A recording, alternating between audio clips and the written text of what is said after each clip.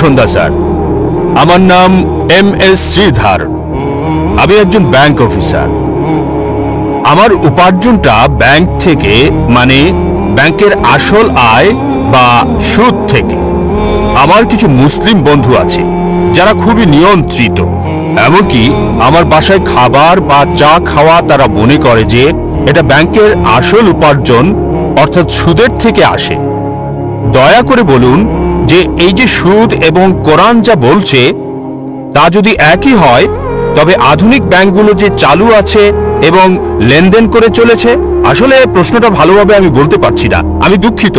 আমি ব্যক্তিগতভাবে পেশাগত অনেক সমস্যায় আছি, মানে লেনদেন বা আমার মুসলিম বন্ধুদের সাথে টাকা পয়সা লেনদেন করা এসব বিষয় নিয়ে, কারণ তারা বলে এটা সুদের সাথে সংশ্লিষ্ট। দয়া করে বিস্তারিত বলবেন। ভাই একজন অমুসলিম ব্যাংকে চাকরি করেন আর প্রশ্ন করলেন যে মুসলিমরা কেন এত কঠোর, তার বাসায় আসে না, কারণ তার উপার্জনটা হচ্ছে সুদের। আর ইসলাম সুদের ব্যাপারে কি বলে? এক্ষেত্রে তিনি টাকা পয়সা লেনদেন করতে গিয়ে খুব সমস্যায় আছেন। ভাই আরবি শব্দ হলো রিবা। রিবা মানে সুদ এবং অতিরিক্ত আদায়। কিছু লোক মনে করে যে রিবা দিয়ে সুদ বোঝায় না, আসলে সুদ এবং অতিরিক্ত চার্জ দুটোই বোঝায়। সুদ মানে ডিকশনারি অনুযায়ী টাকা উপার্জন, টাকা ধার দেওয়ার মাধ্যমে। চক্রবৃদ্ধি মানে হলো অতিরিক্ত ধার্য করা সুদ, এবং চক্রবৃদ্ধি সুদ উভয়ই নিষিদ্ধ। কোরআনে এই রিবা শব্দটি কমপক্ষে 8 বার উল্লেখ আছে।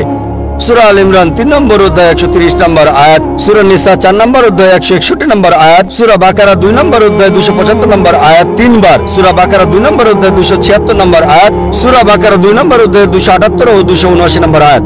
আমি শুধু শেষ আয়াতটা বলছি, সূরা বাকারা 2 নম্বর অধ্যায় 278 ও 279 নম্বর আয়াত, যে যদি তোমরা চক্রবৃদ্ধি সুদ এবং সুদ পরিত্যাগ না করো তবে যুদ্ধের ঘোষণা করো আল্লাহ এবং রাসূলের প্রতি। সুতরাং যে সুদ দিল বা সুদ নিল সে যুদ্ধের ঘোষণা করছে সর্বশক্তিমান ঈশ্বর আল্লাহ এবং নবীজি মুহাম্মদ সাল্লাল্লাহু আলাইহি ওয়াসাল্লামের সাথে। এটা হচ্ছে ইসলাম ধর্মে বড় গুনাহগুলোর মধ্যে একটি, জঘন্য অপরাধের একটি। একটি হাদিসে আছে সুদের সর্বনিম্ন গুনাহ হচ্ছে জিনা করার সমান, মায়ের সাথে ব্যভিচারের সমান। এখন এর পেছনে যুক্তি কি? আমার ভিডিও ক্যাসেট দেখতে পারেন, সুদমুক্ত অর্থনীতি, কোরআন অনুযায়ী বিস্তারিত সেখানে বলা হয়েছে। যুক্তিতে যদি আপনাকে প্রমাণ দিতে হয় ইসলামের সুদ কেন হারাম, কয়েক ঘন্টা সময়ের দরকার হবে। এখন সম্ভব নয়, কিন্তু সংক্ষেপে বলতে গেলে কেন সুদ নিষিদ্ধ, কারণ এটা ধনীকে আরো ধনী করে এবং গরিবকে আরো গরিব করে। এছাড়াও অনেক ক্ষতিকারক দিক রয়েছে, যেমন আপনি জানেন 80-র দশকে অধিকাংশ ব্যাংক জুয়ার কেন্দ্র প্রতিষ্ঠা করেছিল, মদের বার ইত্যাদি প্রতিষ্ঠা করেছিল। আর ইসলামে আমরা মুনাফা এবং ক্ষতি বন্টনে বিশ্বাস করি। এখন দেখুন, আপনি একজন ব্যাংকার, সবচেয়ে বেশি লোন পায় সবচেয়ে ভালো কোম্পানি। সুদ চালু করেছে, এই ব্যাংকিং ব্যবস্থা চালু করেছে রাজা পঞ্চম জর্জ। রাজা পঞ্চম জর্জ আসল দায়ী হচ্ছে সে। অতীতে এমনটা ছিল না, কিন্তু বর্তমানে ধনীরা আরো ধনী হচ্ছে। একজন দরিদ্র লোক লোন তুলতে গেলে তার জন্য খুবই কঠিন। দেখা হয় তার কি কি সম্পদ আছে, তার উপার্জন কত। এজন্য একজন দরিদ্রের পক্ষে লোন পাওয়া খুবই কঠিন।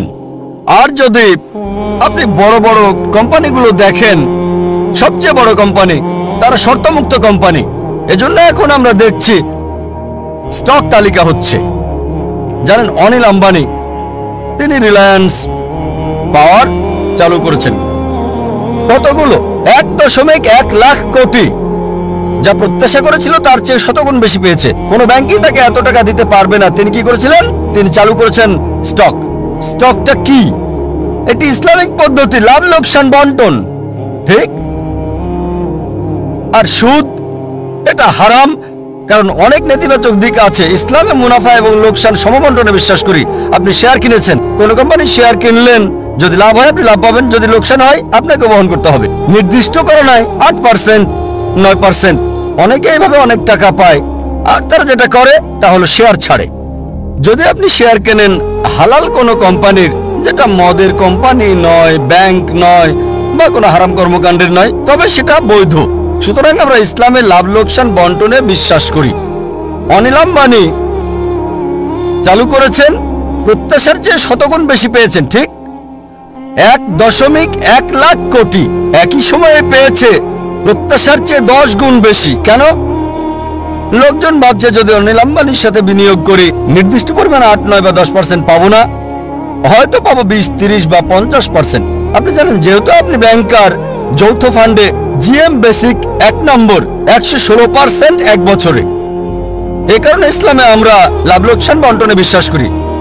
আর এই জন্যই রিবা, নির্দিষ্ট সুদ, নির্দিষ্ট টাকা ধার দেওয়ার মাধ্যমে নির্ধারিত পরিমাণ উপার্জন হারাম। বিস্তারিত জানতে আমার ভিডিও ক্যাসেট দেখতে পারেন। কোরআনের বর্ণনায় সুদমুক্ত অর্থনীতি। এ কারণে যদি আপনি আপনার ব্যাংকে প্রচলিত ব্যবস্থা থেকে ইসলামিক ব্যবস্থায় রূপান্তর করেন, ইনশাল্লাহ আপনি মুসলিম কাস্টমার পাবেন, ইনশাল্লাহ।